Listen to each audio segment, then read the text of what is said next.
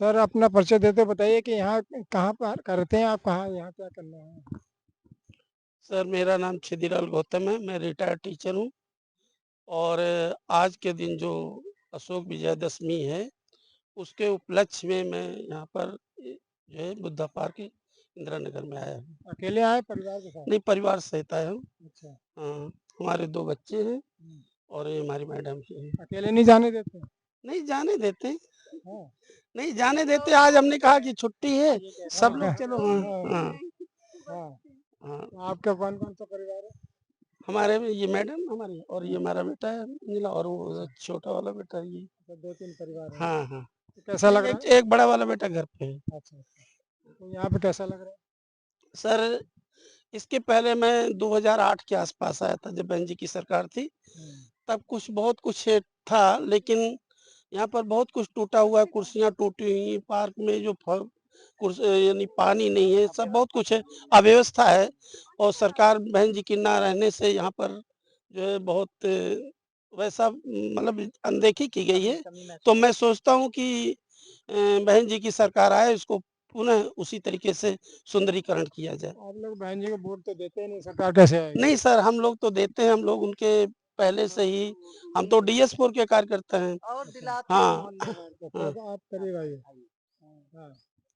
चलिए बताइए क्या कर रही हैं, अपना परिचय देते हुए। वोट बहन जी को देते हैं और मोहल्ले भर से दिलवाते हैं वोट बहन जी को, हम्म। बुला बुला के। हंसने वाली बात नहीं, इस समय जो वोट बैंक है बीएसपी का वो 8.9% है। यही तो। और दूसरे स्टेटों में तो और भी कम है। दिल्ली में तो 1% भी नहीं है।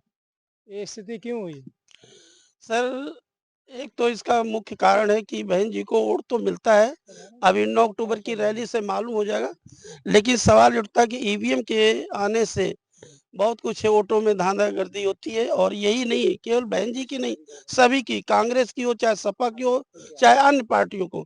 सिर्फ इससे कभी कभी तो बहन जी ने कहा है कि मैं चुनौती देती हूँ कि अगर बैलेट पेपर से इलेक्शन करा के देख लें, तो आपको बीजेपी को या अन्य मनुवादी पार्टियों को पता लग जाएगा कि हमारी स्थिति क्या है। बहन जी जो भी बोलती हैं इसी से बोलती हैं, सड़कों पे नहीं आती। सड़कों पे कांग्रेस है, पूरा आंदोलन चलाया राहुल गांधी जी ने।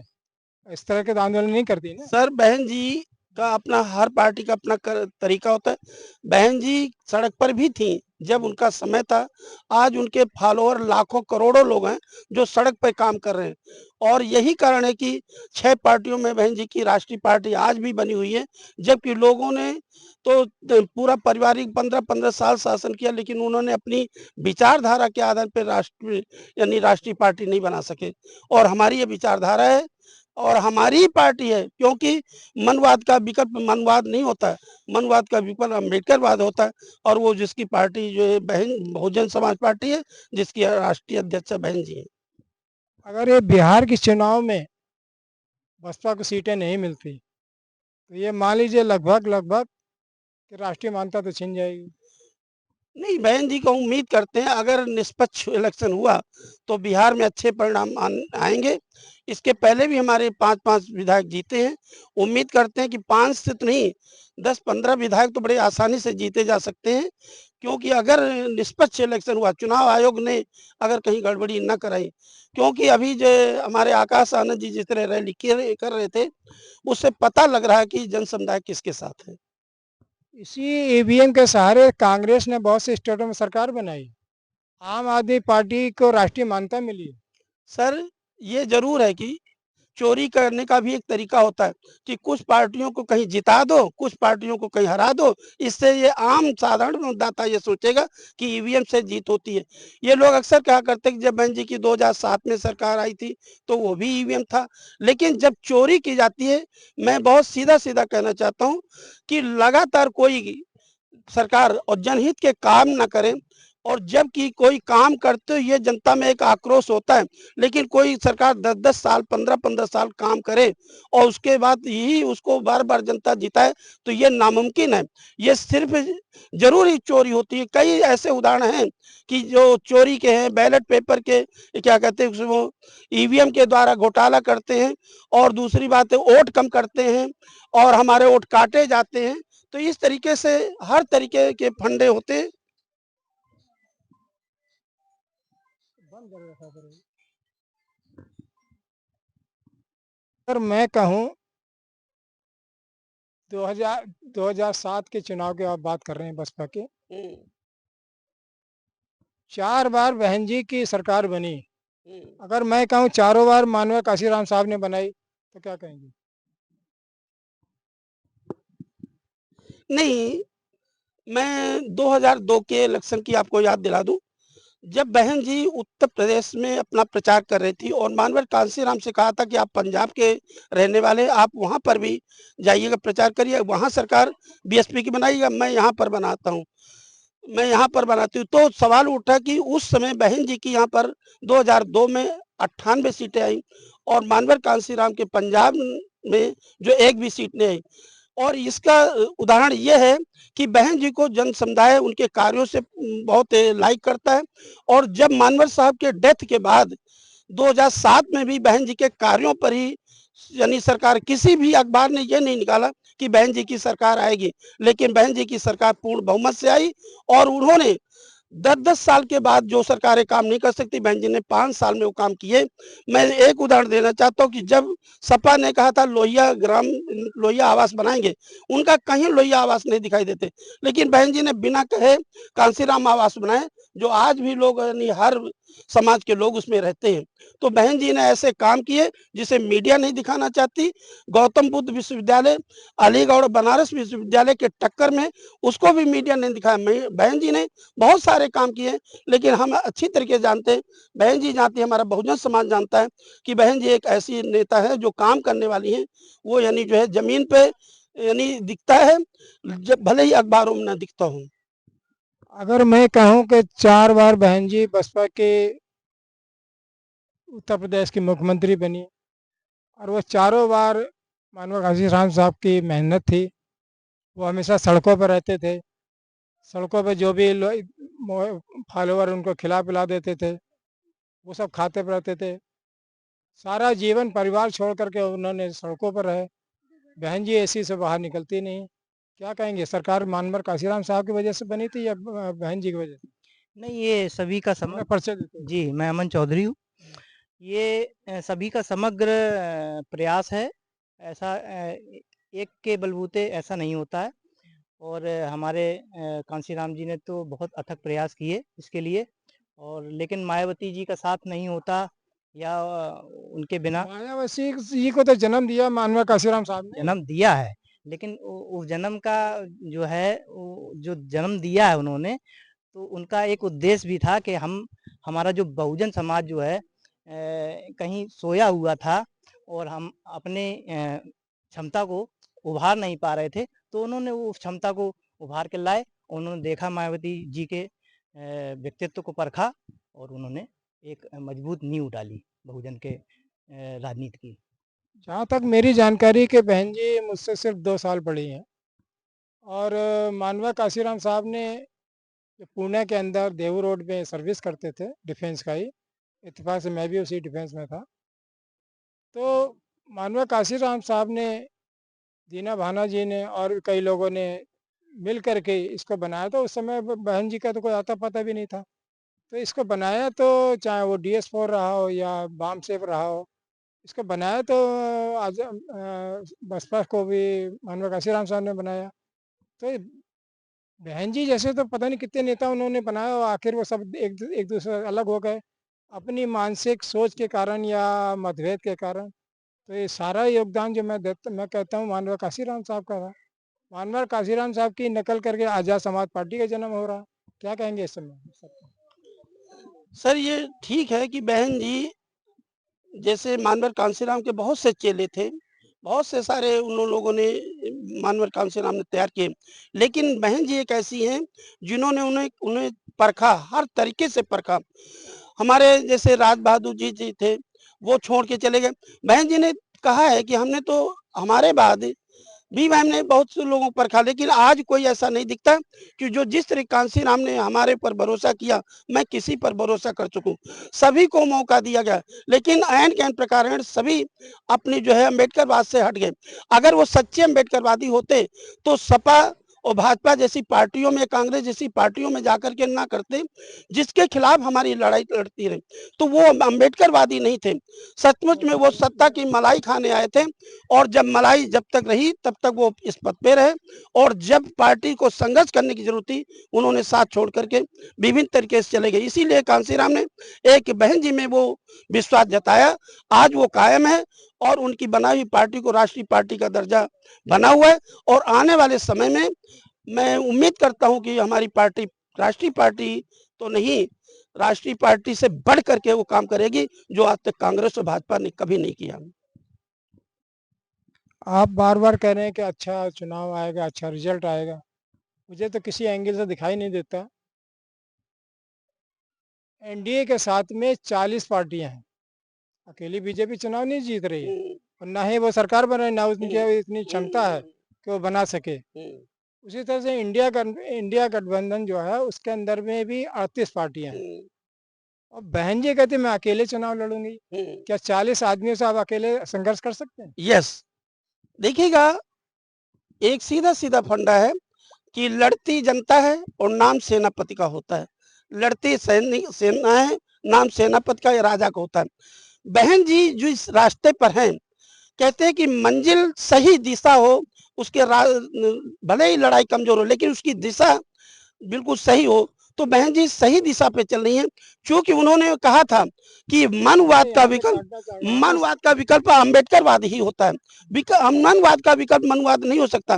Congress party, BJP party, spa and company, वो सब एक ही तरीके के, तभी तो उनके साथ एक तरीके से वो उनका गठबंधन है। और वो इस प्रकार से राजनीति करना चाहते हैं कि दो गुटों में बट करके तीसरे को विकल्प ना दिया जाए। और यही कारण है कि बहुजन समाज आज जो है अभी सत्ता से कोसों दूर है। और एक दिन वो समय आएगा कि जब एन के प्रकार जब कोई चलता रहता है तो उसके साथ लोग जुड़ते रहते हैं और सभी को मौका मिलता है। बीजेपी को सत्ता में आने का मौका नहीं मिला, उनको भी 15 साल तक मौका मिल गया। पहले अटल जी को मिला, अब मोदी जी को मिला, लेकिन उन्होंने जिस तरीके से देश में काम किए, सारे लोग उनसे परेशान हैं। और एक न एक दिन मानवर साहब के बनाई हुई पार्टी पर लोग विश्वास कर रहे हैं। बहुजन समाज जो 85% है वो विश्वास कर रहा है कि यही वो रास्ता है जो केंद्र में हम सरकार बना सकते हैं। बहन जी, जहाँ तक मैं समझता हूँ कि बहन जी की गलत नीतियों के कारण, गलत सोच के कारण, सड़क पर ना उतरने के कारण, अपने लोगों को एकजुट ना करने के कारण आज बसपा की ये स्थिति है। सर अपना परिचय देते हो बताएं। मैं अतर सिंह। अच्छा, मैं एज भी बराबर है ना आप हाँ, लोगों की? एक बराबर है और वैचारिकता भी एक ही है। अब इस संबंध में क्या कहा जाए कि कौन इस वक्त लड़ सकता है, क्योंकि अभी तक मुझे लगता है कि हम जनता की नब्ज को नहीं पहचान पा रहे हैं कि जनता आखिर चाहती क्या है। देखिए, बात यह है कि हमें अपनी ताकत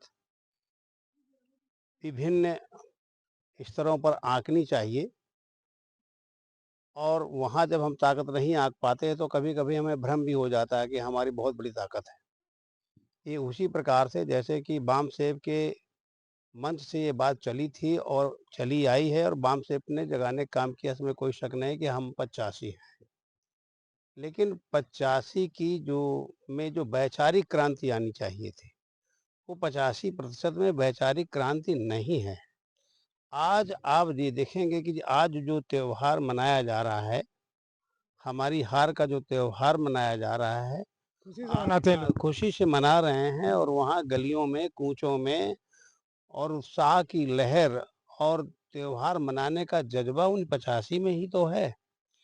जगाते जगाते बामसेब और विभिन्न संगठन, अम्बेडकरवादी संगठन या और भी संगठन बहुत सारे हैं, लेकिन वो जुड़ते सब जाकर अम्बेडकर विचारधारा से हैं।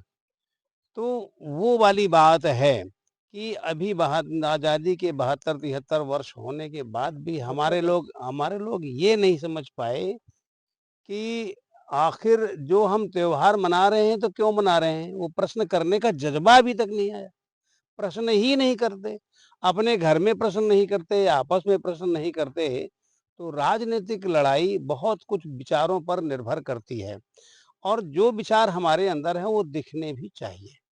चाहे जो लीडर है, अगर लीडर का विचारधारा नहीं दिखेगी, जैसे आप एक बात देखेंगे, मैं यहाँ पर किसी पार्टी विशेष की बात नहीं करूँगा, वैचारिक मेरी है अम्बेडकरवादी। जैसे आज एक राहुल गांधी जिसको एक पार्टी जो सत्तासीन नसीन है इस समय, वो कहती थी पप्पू, आज जनता ने तो इस अस्वीकार कर दिया कि नहीं वो पप्पू नहीं है।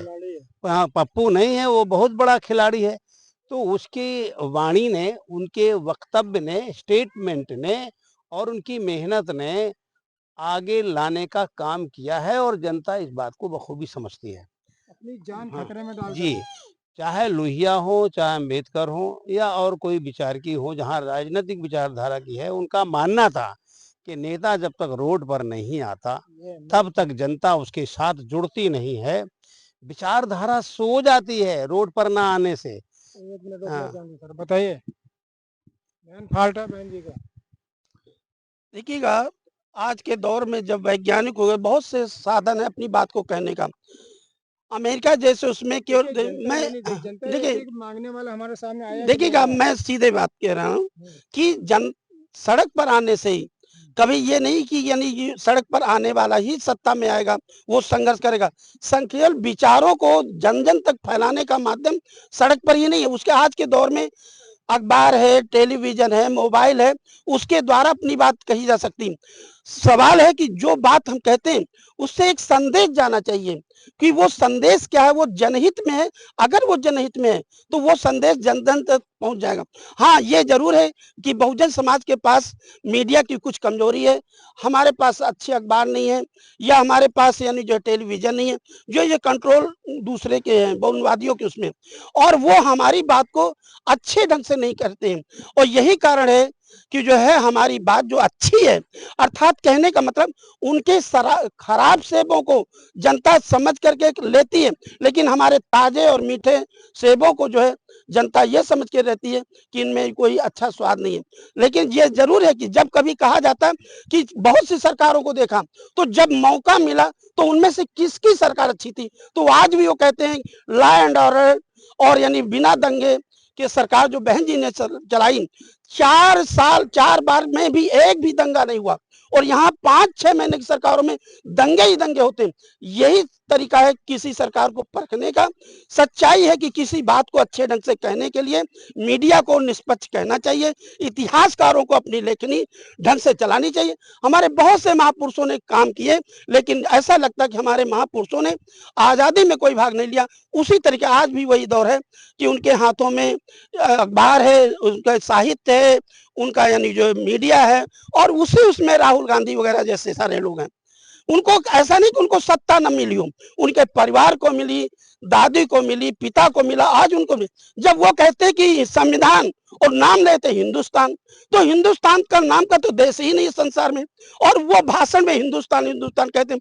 अगर भाजपा कहती कि हिंदू राष्ट्र बनाएंगे तो ये उसको सपोर्ट करने का पीछे से एक इरादा है, और इसीलिए कहा जाता है कि वो मनवादी व्यवस्था के कोई गर्म दल का, कोई नरम दल का, बस इतना अंतर है। बाकी वो जो है अम्बेडकरवाद का विकल्प नहीं है। इसी मनवादी व्यवस्था के विकल्प जो है अम्बेडकरवाद होता है, यानी शोषित के खिलाफ, यानी शोषक अगर होता है तो दो ही पक्ष होते हैं, दिन का उल्टा रात, रात का उल्टा दिन होता है।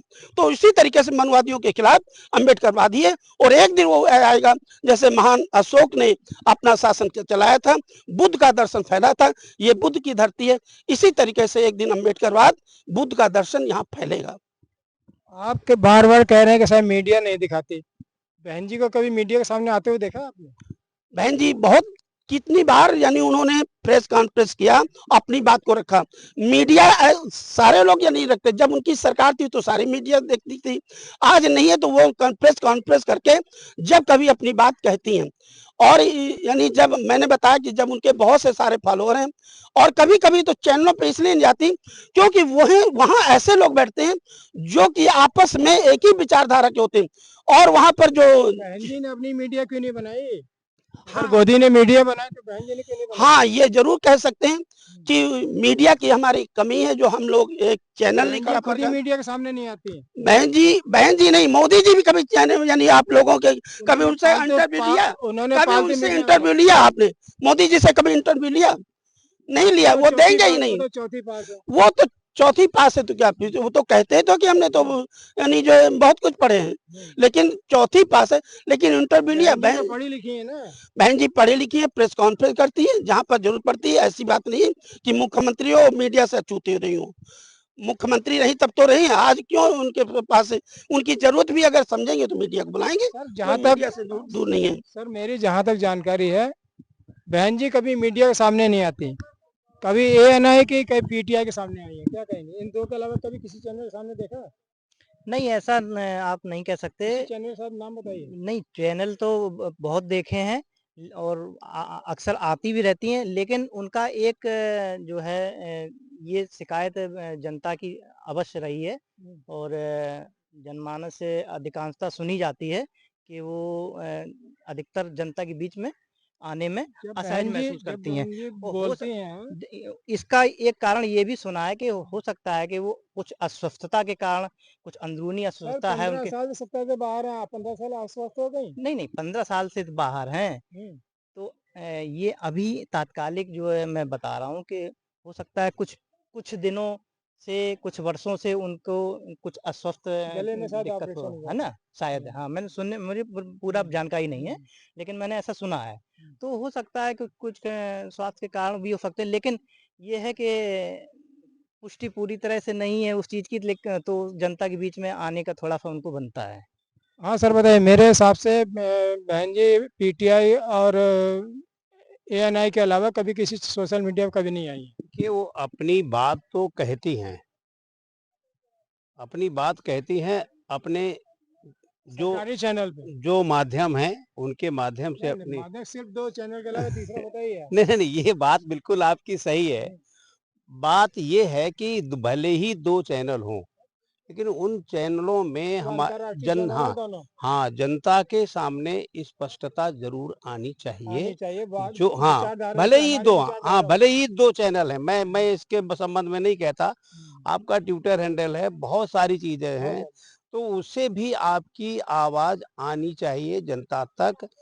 जो देखिए, एक बात मैं फिर से कहता हूँ कि जैसे मायावती का जो शासन काल था, अच्छा था। अच्छा था, उसका विकल्प अभी तक नहीं मिला है, इसमें कोई दो राय नहीं। इसका कंट्रोल तो अगर मानवा इसको देखने काशीराम नहीं, साहब का था। लेकिन अब इसको अगर हम याद करेंगे, तो हमारे देश का इतिहास का जो स्वर्णिम काल है, वो तो बौद्ध काल था, बिल्कुल मौर्य काल था। बिल्कुल सही। उन 10 जो मौर्य बादशाह हुए, राजा हुए, सम्राट हुए, उनका काल था।